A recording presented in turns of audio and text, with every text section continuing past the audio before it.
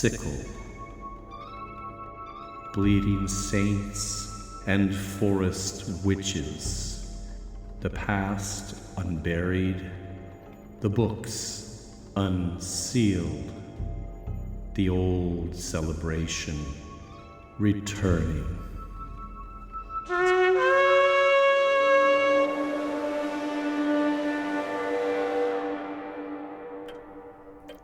Hello, and welcome to my study. Please come in and have a seat. All the books surrounding you are those used to research our show, and rather than having three people here this time around, it happens to be only me for this segment. Mrs. Carswell, who usually reads any passages from the book, suddenly announced she had to leave for a few days, though you will be hearing from her a few times in pre-recorded format. Apparently, she says it's expected that she spend Valentine's Day with her mother. At least that's what she told me.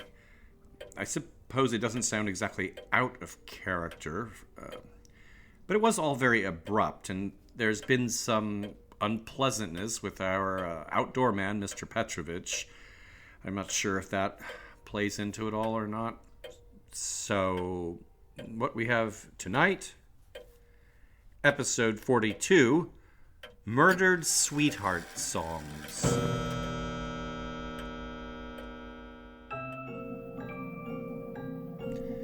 I am your host, Al Ridenour, and this show, Bone and Sickle, explores the intertwining of horror and folklore in a historical context. I started the show as a way to further explore this area of intersection after writing my book, The Krampus and the Old Dark Christmas. Bone and Sickle only exists thanks to the generosity of our Patreon donors who receive a number of monthly rewards, including the aforementioned book. And speaking of Patreon, I should mention a special offer that's something of a tie-in with the current show. This is something that starts immediately and will run until March 15th. For anyone who signs up at the $4 and up level or increases an existing pledge, we're going to be offering access to a library of folk songs and ballads we're discussing in this show and from quite a number of previous shows. Lots of dark and haunting stuff. And I'll have more on that and about Patreon in general at the end of our program. Kind friends, come pay attention and listen to my song. It is about a murder, it won't detain you long.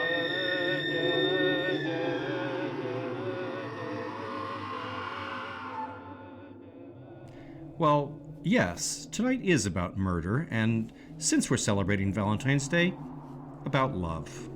We'll be looking at traditional murder ballads, specifically those in which one sweetheart murders another. Not all of them, but some good ones.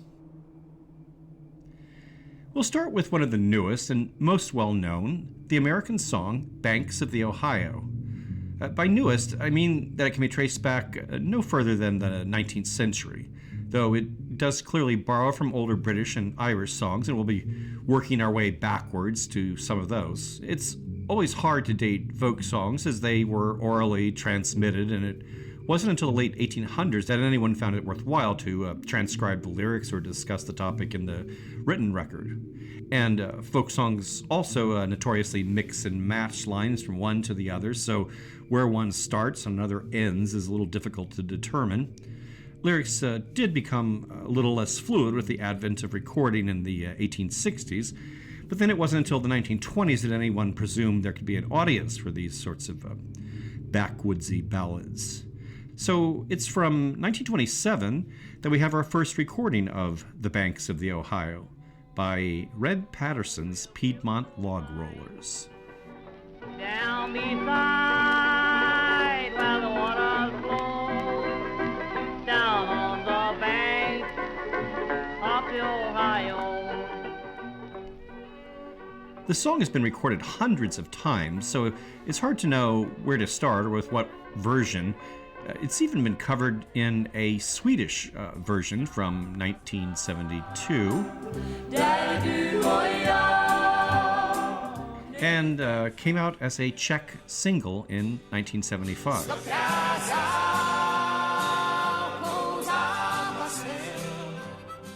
Because he's a master of songs about alcoholism and suicide, car wrecks, and mental patients locked in rubber rooms, I think we'll let Porter Wagner tell the story with his 1966 version.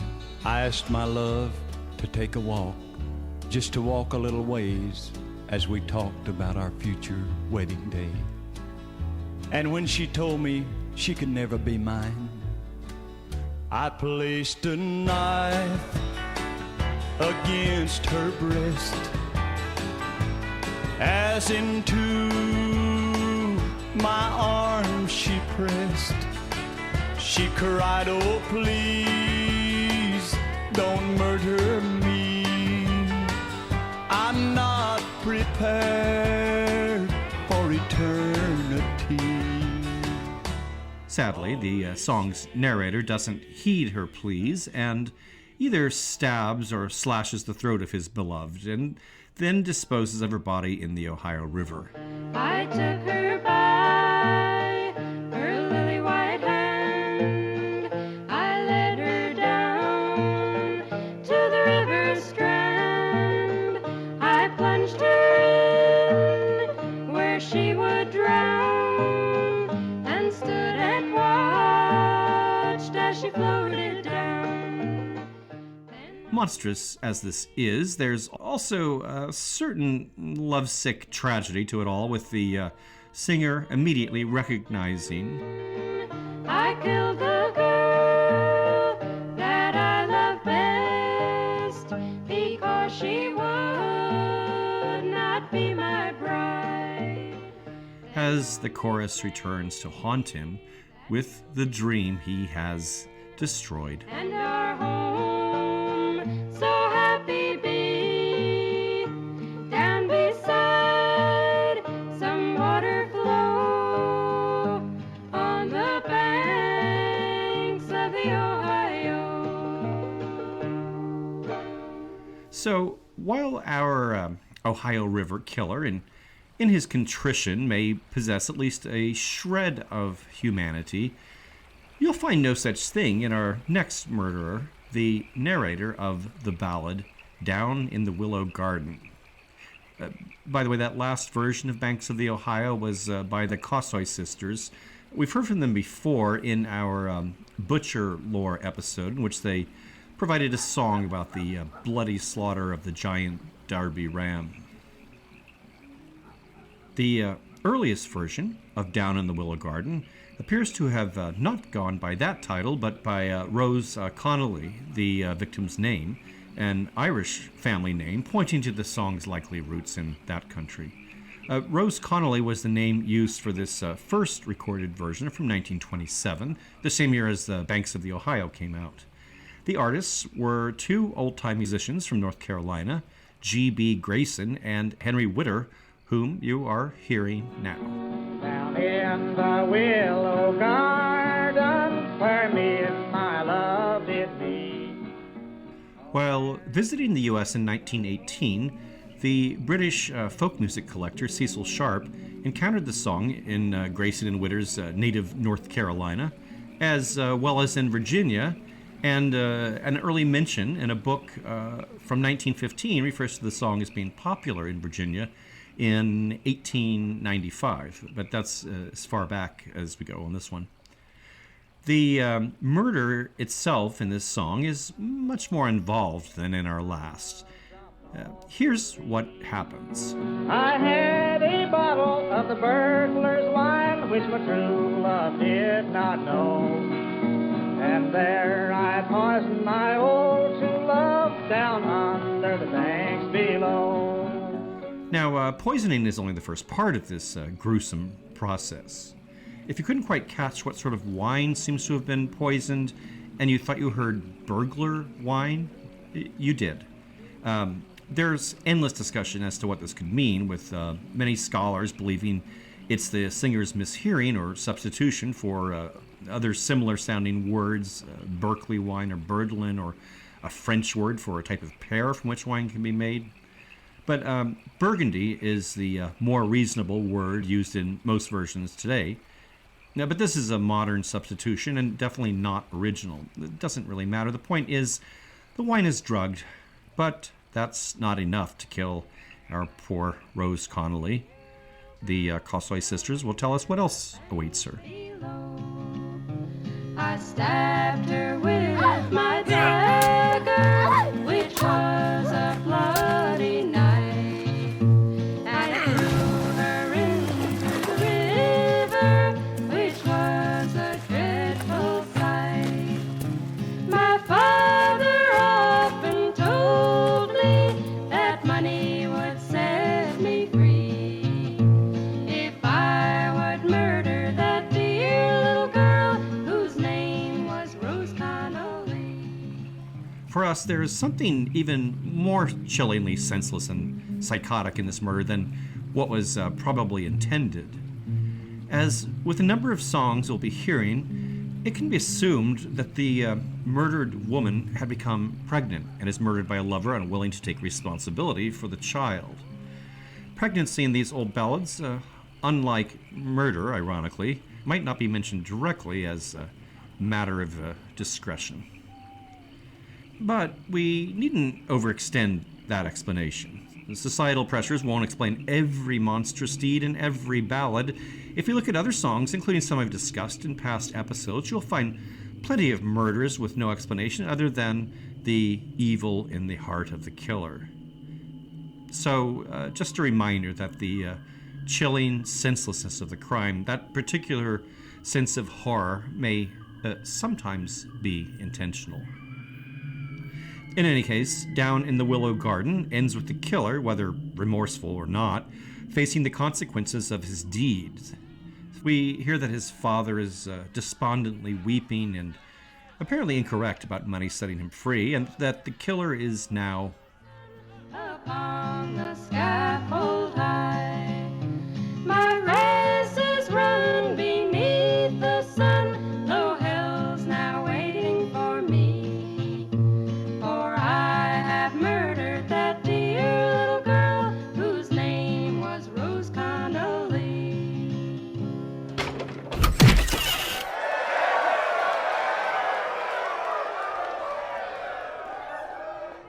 Like the banks of the Ohio, Down in the Willow Garden is, of course, conveniently set by a river where the victim's body might be disposed of.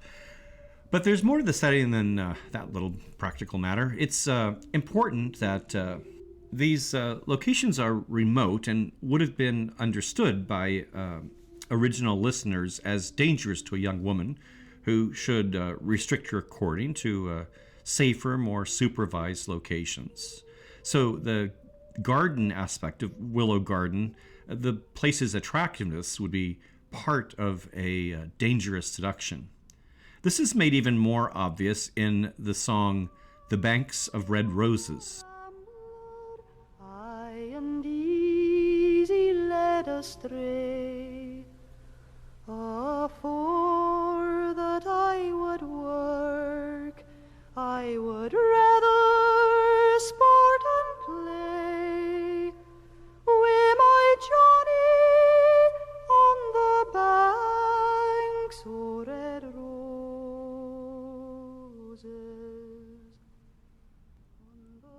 That's a 1962 version of the song by Jean Redpath from Scotland, the country the song's most associated with, though it's also found in England and Ireland, and of course it made its way across the Atlantic to Appalachia and beyond. There's an earlier date on this one, as it appears in a Scottish collection as early as 1790.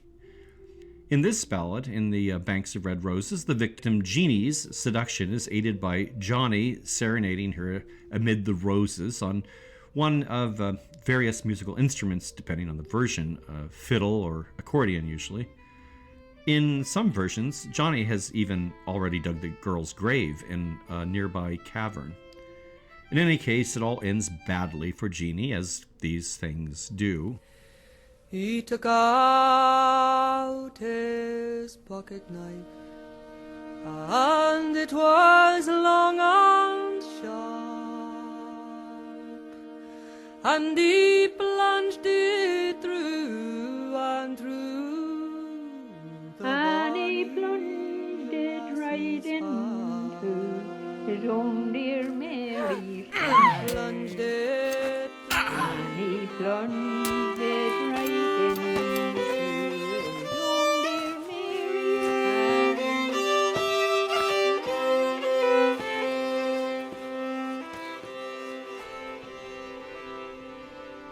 Another strictly American song, but clearly with roots in these old world ballads, is The Lone Green Valley, sometimes also called The Jealous Lover. It was recorded first in 1926 for the Edison Company, around the time that our other murder ballads were recorded. And the roses in our last song are here again in the first verse, as sung by Vernon Dalhart on that first recording. Way down in Lone Green Valley, where roses bloom and fade, there was a jealous lover in love with a beautiful maid. Whether the song just happened to draw from the same sources or whether it was itself a derivative of Banks of the Ohio is unknown, but it begins with the killer, here also named Willie, discussing wedding plans with his intended. Dalhart's recording, unlike other versions which leave the murder unexplained, inserts a verse making clear that it's late at night and the tired woman expresses a wish to return home. Apparently, Willie here is a psychotic hothead and reacts to this request by threatening to kill her. Down on her knees before him, she pleaded for her life. But deep into her bosom, he plunged a fatal knife.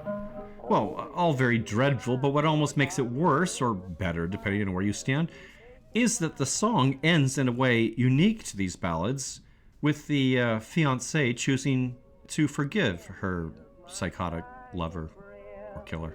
I will forgive you, Willie, and close my eyes in death. This song is now largely forgotten, but was memorialized by the painter and muralist Thomas Hart Benton in a 1934 work called The Jealous Lover / Lone Green Valley. It depicts the murder transpiring as a background to a group of oblivious musicians. By the way, Benton's early interest in folk music in the 1940s resulted in him starting a band called the Harmonica Rascals, one which Benton's student, Jackson Pollock, dearly wished to join. Pollock, however, showed absolutely no aptitude at learning the fiddle as he'd hoped, but did eventually manage to tag along by playing a little jaw harp now and then.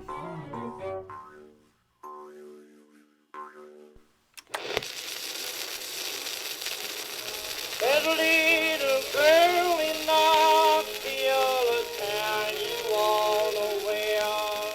This record by Arthur Tanner and his Corn Shuckers was recorded in 1927, just a year after Lester McFarlane and Robert Gardner recorded this version.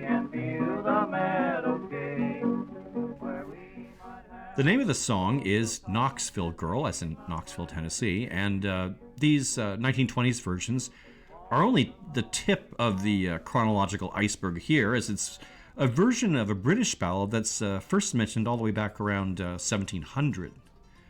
This American take on the song was most famously rendered by the Louvin Brothers on their appropriately titled 1956 album, The Tragic Side of Life. I'll let them describe the horrible deed in their chillingly upbeat style. And note that the killer is again named Willie, suggesting a link with the banks of the Ohio. I picked a stick up off the ground and knocked that fire girl down. She fell down on her bended knees, for mercy she did cry. Oh, Willie dear, don't kill me here, I'm unprepared to die. She never spoke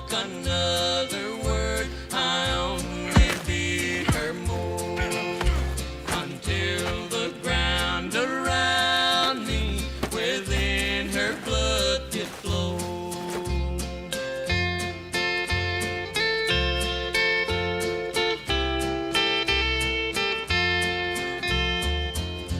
I took her by her golden curls and I drug her round and around, throwing her into the river that flows through Knoxville town. So as I suggested, the setting of this song was not originally Knoxville. There was an earlier American version with the girl in question coming from Lexington, Kentucky, and across the Atlantic, the best-known version has the girl coming from Oxford. And there's an Irish version with the victim from Wexford. There are also lesser-known versions placing the events in Berkshire, Eakfield, Dublin, and elsewhere. In most versions of this song, the killer's guilt-ridden attempts to go to sleep after returning home from the murder are nicely described. Rolled and tumbled the whole night through, as troubles was for me, like flames of hell around my bed and in the fire and the brimstone around my head did shine. So all these versions are presumed to come from a broadsheet published around 1685. I've mentioned these single-page publications that were peddled at fairs and markets before, as they're often good sources of sensational stories of the supernatural or accounts of gruesome murders. They were sort of the tabloids of the day. They might contain news stories or be in rhymed form, printed poems or ballads that would come not with a musical notation, but with a suggestion for a well-known tune to which the printed lyric might be sung. A popular form of these would be the gallows confession or ballad, a supposed first-person recounting of a crime made by the convict before his execution. Many of these were obviously pure works of fiction, grisly accounts said to have transpired in locations conveniently distant from the town where it would be distributed, where there might actually be some hope of verification of all the details. Or they might be purely imaginary confessions written up in the print shops the night before an execution and distributed among the large crowds that would gather for those. The first-person account from the murderer standing on the gallows down in the Willow Gardens happens to fit this form, though we actually don't find broadsheets with that particular lyric, though we do for the similar story of the Oxford or Wexford girl, with some versions of the song even making the gallows setting very explicit, using the title, Hanged I Shall Be. For the murdering of this pretty fair maid, so hanged I shall be. A well-known collector of these street publications was Samuel Pepys, the 17th century British writer famous for the diaries he kept. Among the 1,800 examples in his collection was this one from around 1685 entitled The Bloody Miller, which in its foreword largely summed up the details of the crime. A true and just account of one Francis Cooper of Hawkstow, near Shrewsbury, who was a miller's servant, and kept company with one Anne Nichols for the space of 2 years, who then proved to be with child by him, and being urged by her father to marry her, he most wickedly and barbarously murdered her. So here we do have the motivation of the unwanted pregnancy spelled out, and this is likewise mentioned in many of the ballads in this category. Like the Knoxville girl, the 1685 broadsheet even includes the detail of the killer disposing of the body in a river, as well as the visions of hellfire suffered by the murderer upon returning from the scene of the crime. However, along with the town shifting around in subsequent versions, the occupation of the killer, something omitted from Knoxville girl, is often included in the British and Irish ballads, where he's identified as an apprentice to a miller, hence the title The Bloody Miller, or apprentice boy, which is sometimes also called. But in a few, something else is suggested. They sent me to a butcher's shop for a butcher's boy to be. I suppose butchering seemed a more appropriate avocation for a killer, and it's interesting to note that in these versions, the victim is not bludgeoned with a stick, but a weapon more suited to his trade. Till he pulled a knife from out of his breast, and he stabbed her to the ground. A particular version of the song, which is usually given the title The Oxford Girl, attributes a strangely gentle quality to this brutal bludgeoning. Here's singer Shirley Collins' very traditional take on the song from 1970, complete with archaic pronunciations. I catched a stick from out the hedge, and I gently knocked her down. And the blood from that poor innocent girl came a-trinkling to the ground. So gentle. Along with the murder itself, there's one other detail that appears in every single version of this ballad, and that is a nosebleed. It's even in the newer American version. I started back to Knoxville, got there about midnight. My mother, she was worried and woke up in a fright, saying, "Dear son, what have you done to bloody your close soul?" I told my anxious mother I was bleeding at my nose. The strange thing is, the inclusion of the nosebleed is not necessarily always an excuse the killer makes for his bloody hands or clothing. In many versions it is, but in our original 1685 broadsheet, it's used differently. There, the killer's nose begins to bleed as his guilty verdict is handed down. It reads, "But when I saw for this my fate, just judgment on me passed. The blood in court ran from my nose, yea, ran exceeding fast." Now, a spontaneously bleeding nose was once widely regarded as an ill omen. In this case, as the verdict is passed, it would be a supernatural confirmation of the court's guilty verdict. Samuel Pepys himself, who collected this broadsheet, refers to the superstition in his diary, commenting on the departure of an acquaintance on July 6, 1614. "It was an ominous thing, methought. Just as he was bidding me his last adieu, his nose fell a-bleeding, which run in my mind a pretty while after." So this nosebleed brings us to a subset of more obscure sweetheart murder ballads, in which the identity of the killer is supernaturally revealed. Our first example is The Old Oak Tree, an Irish ballad that first appears in print in 1867. So this is really a good one. It begins on a dark and stormy night with a young woman named Betsy running away from home. It's a terrible time for her to set out, but as singer Paddy Tunney explains in his 1975 recording, "But love had made her bold."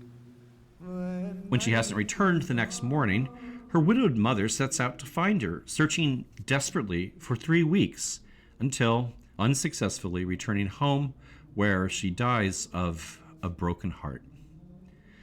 3 weeks after this, a Squire James McCullough is out hunting with his hounds when the animals come to an old oak tree where the dogs begin to behave strangely. And there the hounds began to sniff, to yelp and tear the clay. Realizing what this might mean, the men accompanying the squire gather picks and shovels and begin digging on the spot, only to make a horrible discovery. The grave revealed the dreadful deed. It was a shocking sight. The worms were crawling through the eyes that once were blue and bright. The bosom, once so soft and fair, was black and blue with blows, and from her wounds fresh blood did ooze, and trickle through her clothes. So, like the nosebleed that confirms the guilt of the murder of the Oxford girl, the supernatural bleeding of the corpse here aligns with the process called cremation, or the bier rite, which I mentioned in episode 14, whereby a murder suspect would be brought to the corpse of a victim lying on its bier, and if it suddenly bled, that identified the suspect as the murderer. And the ballad provides an even more damning bit of evidence, a rather obvious one. A knife is pulled from the corpse, and it bears the monogram of the squire. Since I'd done the deed, McCullough cried, my soul is food for hell. McCullough confesses to sporting with Betsy, who would constantly beg him to make an honest woman of her. But having no intention of marrying the girl, the squire is at a loss as to what to do until... The devil whispered, take her life, and then you will be free. The knife that did my dinner cut, I plunged into her breast, and by the half I struck her down. I needn't tell the rest. But the song gets better still. After his confession, he drew a pistol from his breast and fired it through his brain, and he is buried where he fell. No Christian grave got he, for no priest was found to bless the ground in under the old oak tree.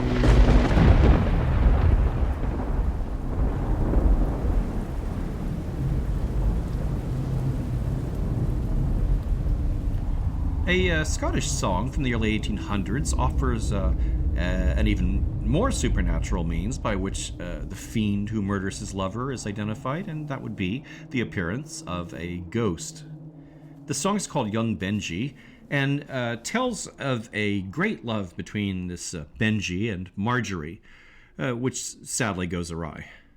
One night, Benjy appears at Marjorie's door, and though it's not explicit in the song, it seems that they venture out together as we find them near a waterfall, or a linn, the Scottish word that's used in the lyric. Rosaline Gregory will continue the story in her 2012 recording of the ballad. Then soft she smiled and said to him, oh, what ill have I done? He took her in his arms too, and threw her o'er the linn. The stream was strong, the maid was stout, and loath to be drowned. But ere she won the Loudon banks, her fair colour was won. That is, by the time her body reaches the banks of the Loudon, she has died. Her brothers discover the sister's corpse, and furious with a desire for revenge, their only hope is a sign identifying the murderer at Marjorie's like wake. That is, her wake, with like here just being an old Saxon word for corpse, so corpse wake. The best kind of wake. The night it is her low-like wake, the morn her burial day, and we mourn watch at mirk midnight to hear what she may say. About the middle of the night, the cocks began to crow, and at the mid-hour of the night, the corpse began to throw. That is, it began to convulse with signs of life as her spirit returned or rose. This revenant identifies the killer, and the brothers ask what form of vengeance they should take. Shall we young Benjy head, sister? Shall we young Benjy hang? Or shall we pike out his two grey een and punish him ere he gang? Well, she doesn't choose plain old beheading or hanging, she chooses the last, gouging out his eyes, and constant punishment as a slave in the brother's household. She further suggests that young Benji be led about by a green band tied around his neck. She also says, "And I at every 7 years' end, you'll take him to the linn, and that's the penance he must endure to ease his deadly sin."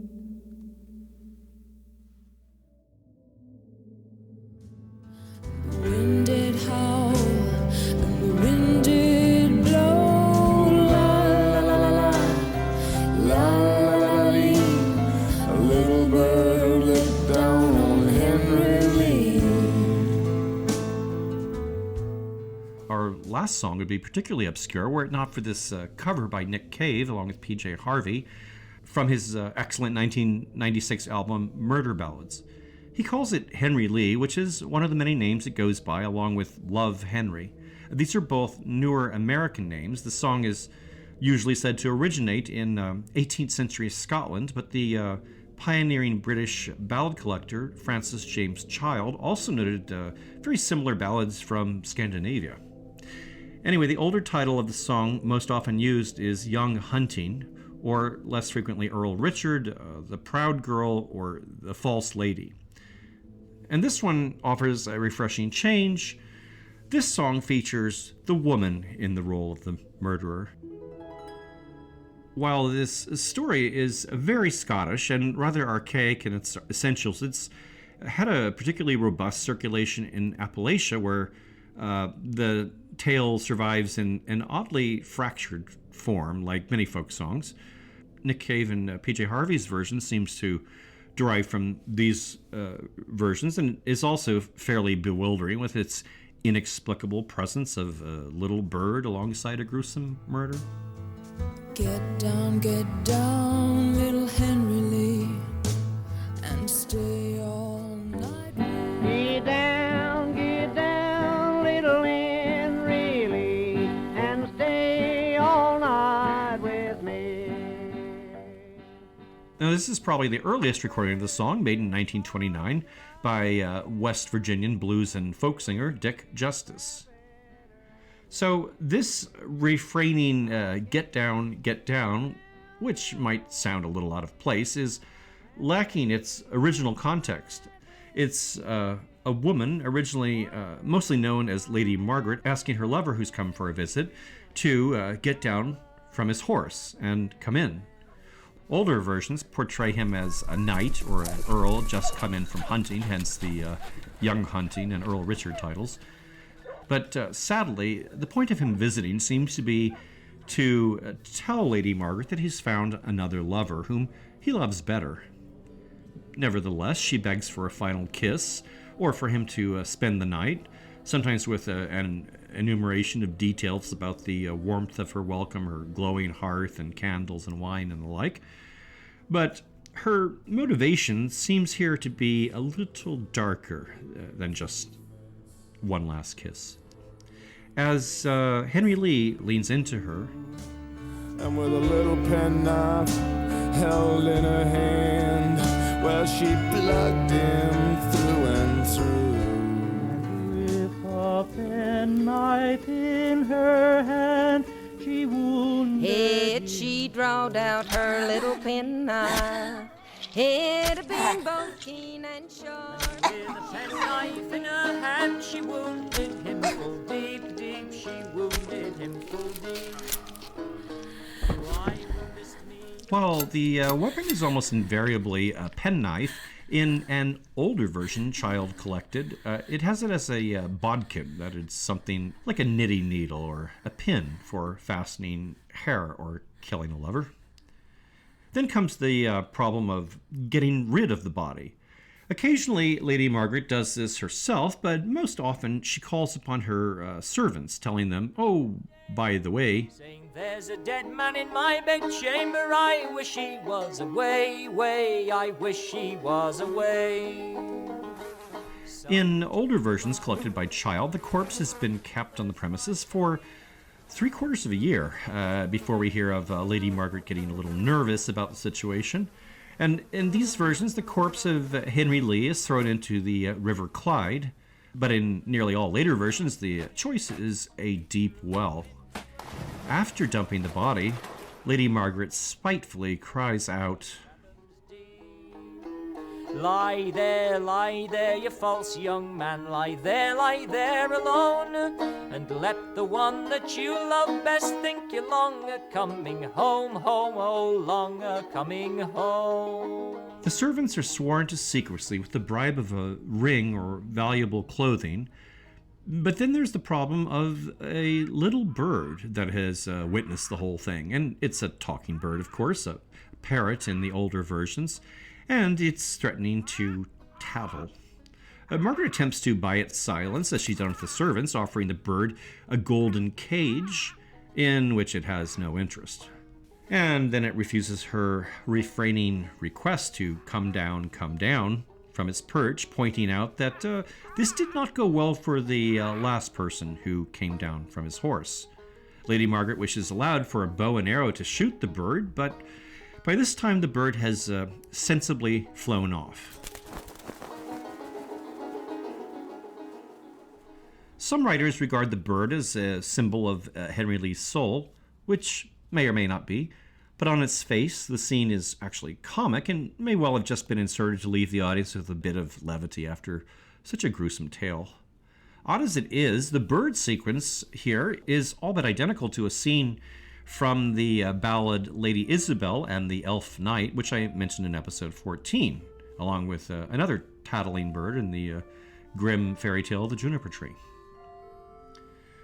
While most newer versions end with the bird simply being out there, knowing the murderer's secret, in the oldest versions the bird is a bit more aggressive, flying off to tell the king of the crime his knights committed.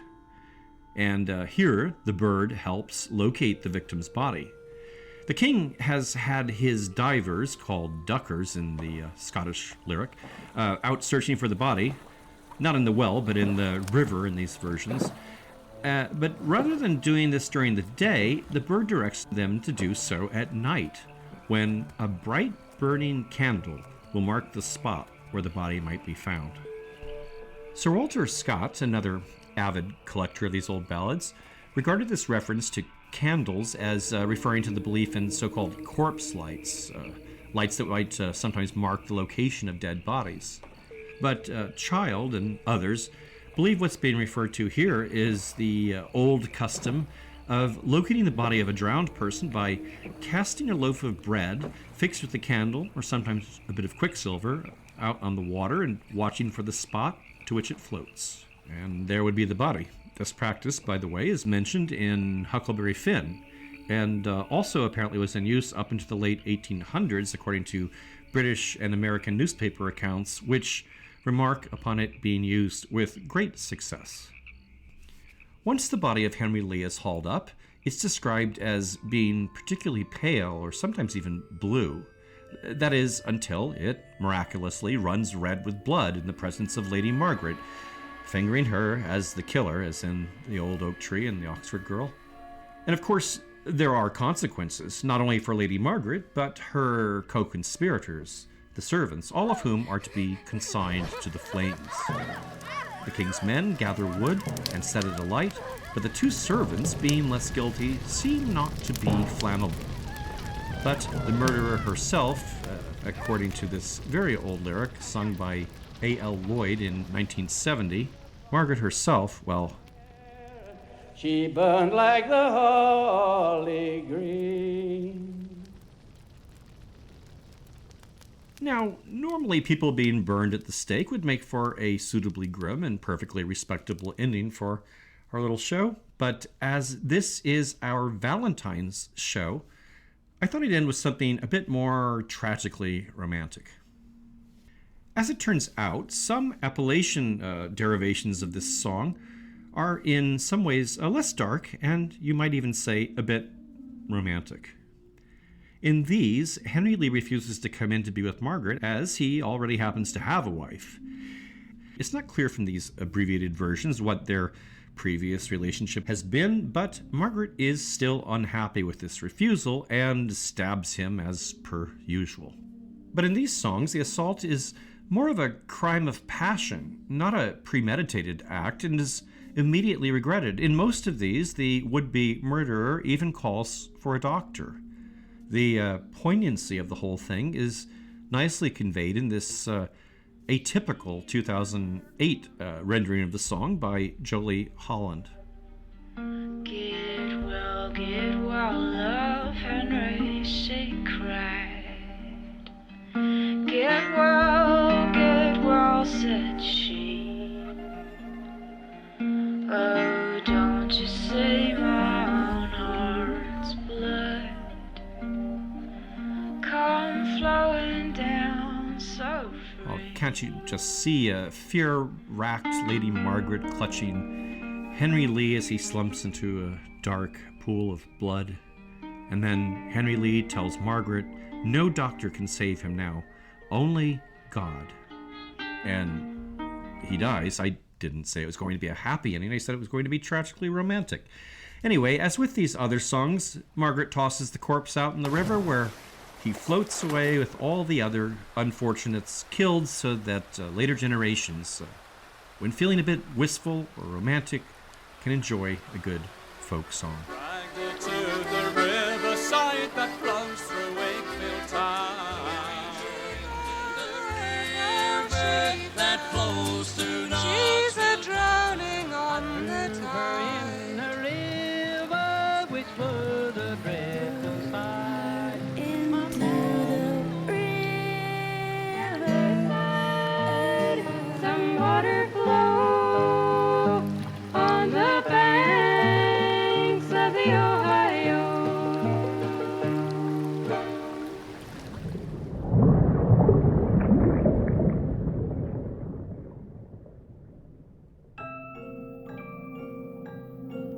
I hope everyone's been enjoying our show and that you might be able to share it with friends or via social media or leave reviews, particularly on Apple Podcasts. If you have left a review, by all means let me know and we'll give you a little on-air shout-out. Our website, boneandsickle.com, provides links to our Facebook group, Twitter, and Instagram, along with show notes with plenty of images and video links to media used in the program.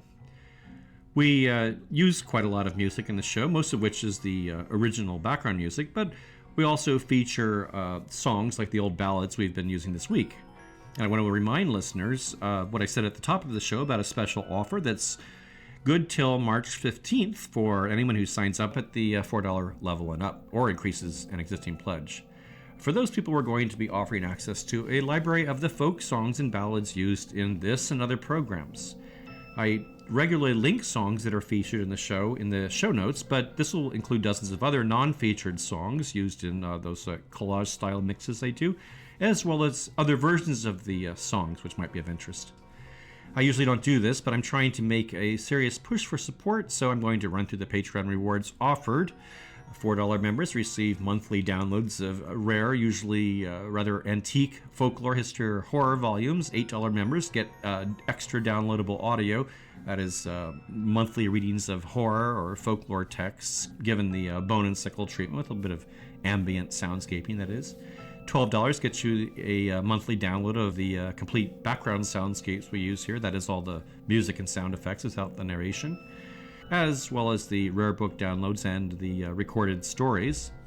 $18 gets you my Krampus book, signed if you like, as well as the soundscapes, the recorded stories, and the rare book downloads. And $24 gets you everything I've mentioned, as well as the special handcrafted mystery kit crammed with somewhat baffling findings evocative of our show's folk horror aesthetic, and everything else I've mentioned. And donation levels begin at $1 a month if you just want to give $1. Special thanks to our latest subscribers, Timothy Owen, Valerie Smith, Malpertu, Stephanie LaHaye, and Chase T. Hopper. And thanks to those who recently left reviews, Conrad Tillingest, Available Nickname, and Victoria H1962.